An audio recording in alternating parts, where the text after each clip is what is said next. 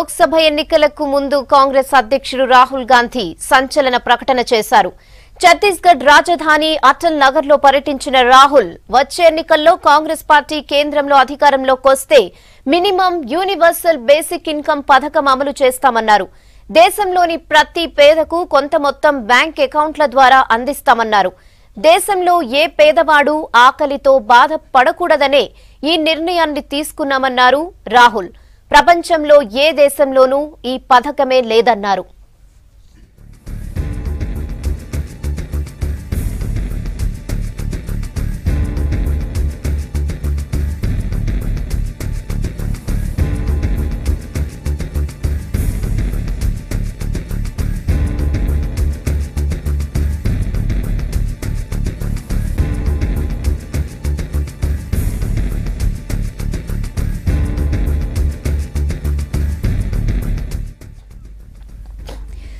లోక్సభ ఎన్నికలకు ముందు కాంగ్రెస్ అధ్యక్షుడు రాహుల్ గాంధీ సంచలన ప్రకటన చేశారు. ఛత్తీస్గఢ్ రాజధాని అటల్ నగర్ లో పర్యటించిన రాహుల్ వచ్చే ఎన్నికల్లో కాంగ్రెస్ పార్టీ కేంద్రంలో అధికారంలోకి వస్తే మినిమం యూనివర్సల్ బేసిక్ ఇన్కమ్ పథకాన్ని అమలు చేస్తామన్నారు.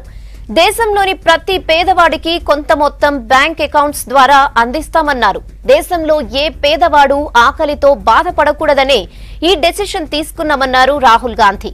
ప్రపంచంలో ఏ దేశంలోనూ ఈ పథకం లేదన్నారు.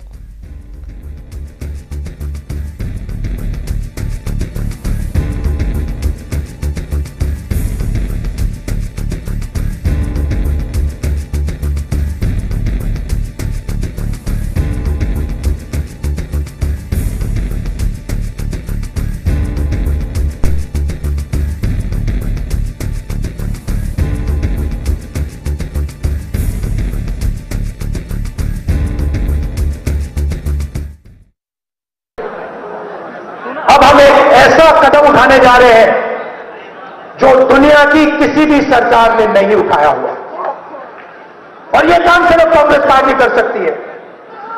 हमने निर्णय ले लिया है कि हिंदुस्तान के हर गरीब व्यक्ति को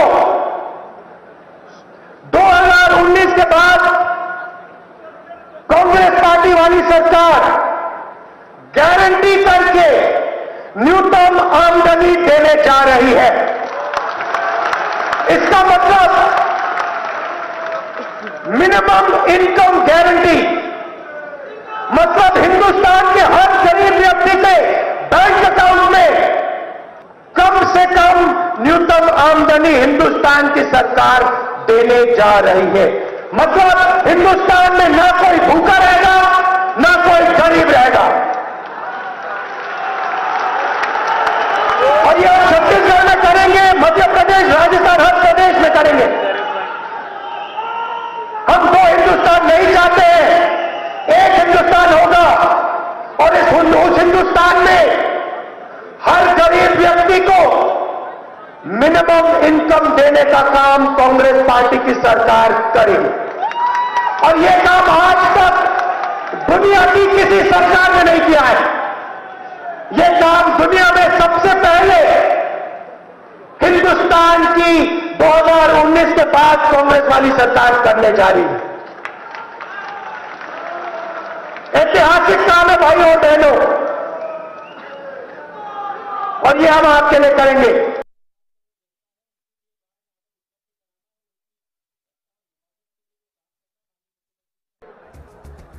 अब हम एक ऐसा कदम उठाने जा रहे हैं जो दुनिया की किसी भी सरकार ने नहीं उठाया हुआ, और यह काम सिर्फ कांग्रेस पार्टी कर सकती है।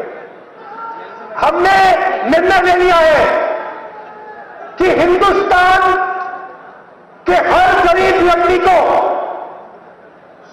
2019 के बाद कांग्रेस पार्टी वाली सरकार गारंटी करके न्यूनतम आमदनी देने जा रही है। इसका मतलब मिनिमम इनकम गारंटी, मतलब हिंदुस्तान के हर गरीब व्यक्ति के बैंक अकाउंट में कम से कम न्यूनतम आमदनी हिंदुस्तान की सरकार देने जा रही है। मतलब हिंदुस्तान में ना कोई भूखा रहेगा, ना कोई गरीब रहेगा।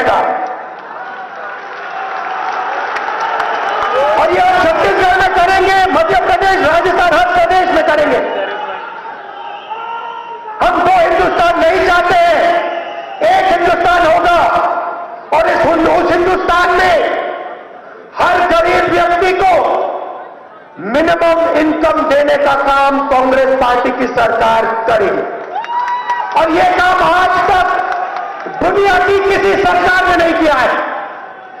यह काम दुनिया में सबसे पहले हिंदुस्तान की 2019 के बाद कांग्रेस वाली सरकार करने जा रही है। ऐतिहासिक काम है भाई और बहनों,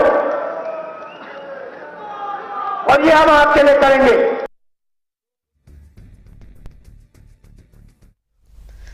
లక్షల మంది అన్నదమ్ములు అక్క చెల్లెళ్ళు పేదరికం అనే శాపంతో బాధపడుతుంటే నవభారతాన్ని నిర్మించలేమన్నారు రాహుల్ గాంధీ. ఎన్నికల్లో అధికారం ఇస్తే ఖచ్చితంగా మినిమం ఇన్కమ్ గ్యారంటీ పథకం ప్రతి పేద వ్యక్తికి అందిస్తామన్నారు. పేదరికం ఆకలిని తొలగించేందుకు అది ఉపయోగపడుతుందన్నారు. ఇది మా విజన్, మా హామీ అని ట్వీట్ చేశారు రాహుల్.